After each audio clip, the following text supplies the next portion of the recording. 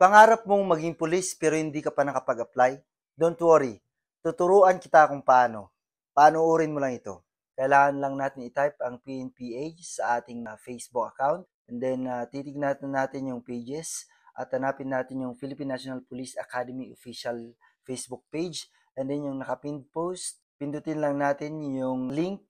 Ito yung lalabas sa atin, idadirect tayo dito and then sign up now at i-filled out lang natin lahat ng information na kinakailangan and then pindutin natin yung register. Makikita natin sa ating inbox yung confirmation ng ating application. And then balik tayo sa website, lagay lang natin yung email address at password. So hanapan tayo ng one-time password. So kailangan nating mag-download ng Google Authenticator sa ating apps at kailangan lang natin i-scan yung QR code. Ito yung bubungad sa atin once na login natin yung authentication code.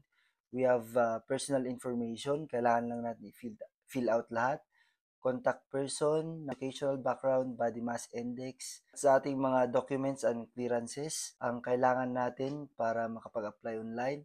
Number 1, ang PSA, issued birth certificate. Pindutin lang natin ang upload.